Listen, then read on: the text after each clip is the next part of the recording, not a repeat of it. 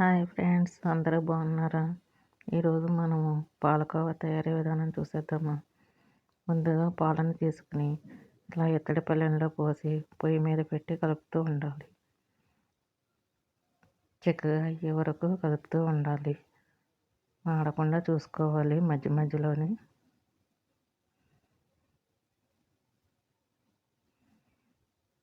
అడుగున అంటుకోకుండా బాగా కలుపుతూ ఉండాలి. కోవా దగ్గరగా వచ్చే వరకు కలుపుతూ ఉండాలి బాగా. ఇలా వచ్చిన కోవా ఒక గిన్నె, ఒక బాక్స్ కానీ కొలత పెట్టుకుని తీసుకోవాలి. ఎంత కోవా వస్తే అంత 2 వంతులు పంచదార వేసి కలుపుకోవాలి మనం.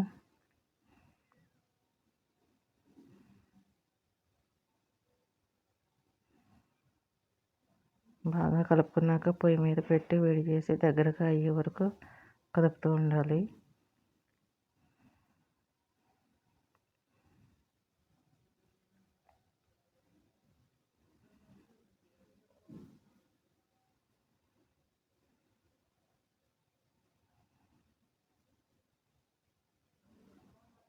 పంచదార మొత్తం కరిగే వరకు పొయ్యి మీద పెట్టి ఇలా కలుపుతూ ఉండాలి. తర్వాత ఈ రంగు పాకం వచ్చాక దింపి కోవాని బాగా కలపాలి.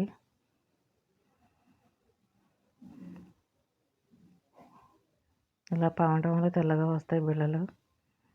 మరి ఒక పళ్ళెంలో నెయ్యి రాసుకుని ఇలా కొంచెం కోవా తీసివేసి మెదుపుతూ ఉండాలి.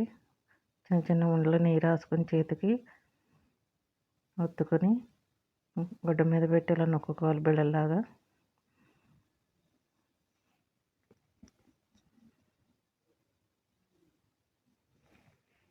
ఇలా బిళ్ళలు తయారు చేసుకోవాలి మొత్తం కోవాని.